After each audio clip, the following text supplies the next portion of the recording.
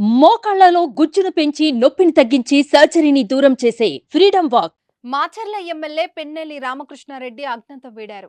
ఆయనపై నమోదైన హత్యాయత్నం కేసులో హైకోర్టు నుంచి తాత్కాలిక ఉపశమనం లభించిన వెంటనే అజ్ఞాతం వీడి బయటకు వచ్చారు.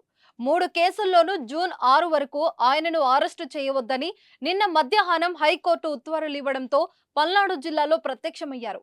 మంగళవారం రాత్రి 9 గంటలకు నరసరావుపేటకు వచ్చి ఓ లాడ్జిలో బస చేసిన పిన్నెల్లి రామకృష్ణారెడ్డి రాత్రి 12 గంటలకు జిల్లా ఎస్పీ మల్లికా గార్గ్ ఎదుట హాజరయ్యారు.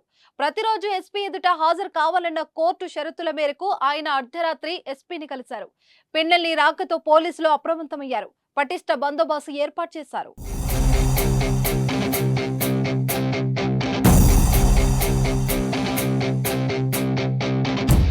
మాచర్ల నియోజకవర్గంలోని పాల్వై గేట్ పోలింగ్ కేంద్రంలో పిన్నెల్లి రామకృష్ణారెడ్డి ఈవీఎం వీవీప్యాట్లను నేలకోసి కొట్టిన ఘటన సీసీటీవీ ఫుటేజ్ ని ఈ నెల 21న వెలుగు చూసింది.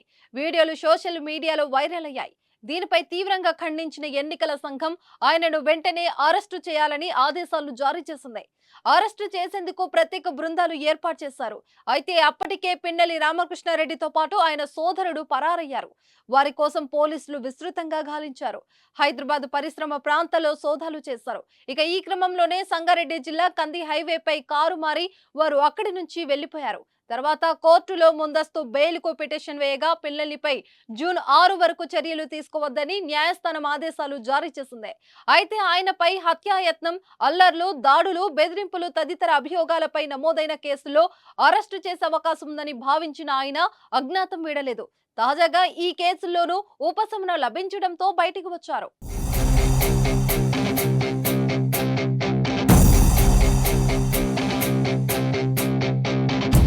పిన్నెల్లికి ఏపీ హైకోర్టు కొన్ని షరతులు విధించింది. పల్నాడు ఎస్పీ కార్యాలయంలో పిన్నెల్లి ప్రతిరోజు ఉదయం 10 నుంచి సాయంత్రం 5 లోపు హాజరు కావాలని ఆదేశించింది. ఆయన నర్సరావుపేట దాటి వెళ్లకూడదని, స్థానికంగా ఎక్కడ ఉంటున్నారో పల్నాడు జిల్లా ఎస్పీకి సమాచారం ఇవ్వాలని కోర్టు ఆదేశించింది. అలాగే కోర్టు అనుమతి లేకుండా పిన్నెల్లి దేశం దాటి వెళ్లొద్దని, తన పాస్పోర్టును గురజాల మెజిస్ట్రేట్ కోర్టులో అప్పగించాలని తెలిపింది.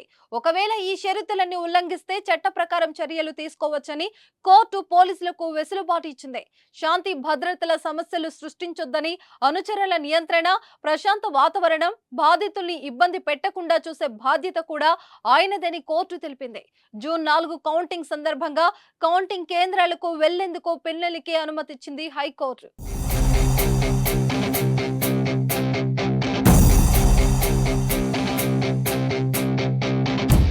సుమన్ టీవీలో మీ పర్సనల్ అండ్ బిజినెస్ ప్రమోషన్స్ కోసం కింది నెంబర్కి కాంటాక్ట్ చేయండి.